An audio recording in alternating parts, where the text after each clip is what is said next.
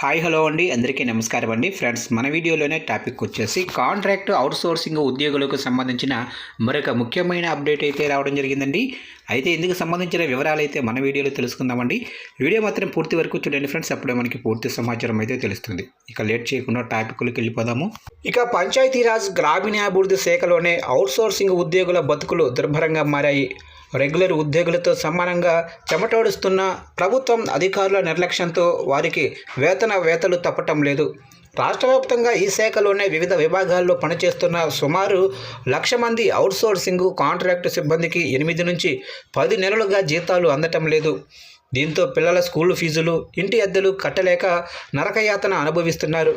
మహాత్మా గాంధీ జాతీయ గ్రామీణ ఉపాధి హామీ పథకం, డిఆర్డీఓ మండల కార్యాలయాల్లో పనిచేస్తున్న సిబ్బంది పరిస్థితి మరీ దారుణంగా ఉంది. కంప్యూటర్ ఆపరేటర్లకు అక్టోబర్ నుంచి జీతాలు నిలిచిపోయాయి. ఇక జీరాంజీ అంటే ఉపాధి హామీ పథకంలో పనిచేస్తున్న వారి కష్టానికి ప్రతిఫలం దక్కటం లేదని ఆవేదన వ్యక్తం చేస్తున్నారు. ఉన్నతాధికారులు స్పందించి తమ పెండింగ్ వేతనాలు ఇవ్వాలని వేడుకుంటున్నారు. రాష్ట్ర వ్యాప్తంగా ఈ పంచాయతీ ఆపరేటర్లు వేతనాలు రాక తీవ్ర ఇబ్బందులు పడుతున్నారు. 4-5 నెలలుగా జీతాలు రాకపోవడంతో అప్పులు పాలవుతున్నామని ఆవేదన వ్యక్తం చేస్తున్నారు. గ్రామ పంచాయతీల్లో పంచాయతీ ఆపరేటర్లు జనన మరణ ధృవీకరణలు, ఆస్తి పన్ను నమోదు, పారిశుద్ధ్యం సంబంధిత ఆన్లైన్ పనులు, ప్రభుత్వ పథకాల డేటా ఎంట్రీ వంటి కీలక బాధ్యతలను నిర్వహిస్తున్నారు.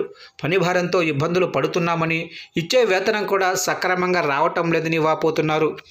ఇక పంచాయతీరాజ్ గ్రామీణాభివృద్ధి శాఖలో మొత్తం 92,175 మంది అవుట్సోర్సింగ్ కాంట్రాక్ట్ ఉద్యోగులు పనిచేస్తున్నారు. ఇక గ్రీన్ ఛానల్ ద్వారా ప్రతి నెల క్రమం తప్పకుండా వేతనాలు చెల్లిస్తాం అని ఆ శాఖ మంత్రి సీతక్క ఏడాది క్రితమే హామీ ఇచ్చారు. కానీ నేటికి మంత్రి హామీ అమలుకు నోచుకోవటం లేదు.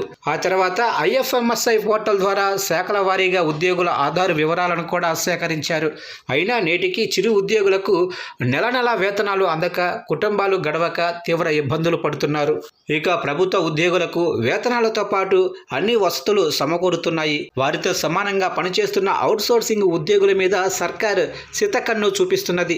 ఆ శాఖల HODలను వేతనాల గురించి అడిగితే ప్రభుత్వం నుంచి నిధులు రావటం లేదని చెబుతున్నారు.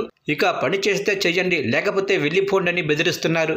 బడ్జెట్ కేటాయింపుల్లో అవుట్సోర్సింగ్ కాంట్రాక్ట్ ఉద్యోగుల వేతనాలకు సంబంధించిన నిధుల కేటాయింపుపై ప్రతిపాదనలు పంపించడం లేదని తెలిసింది.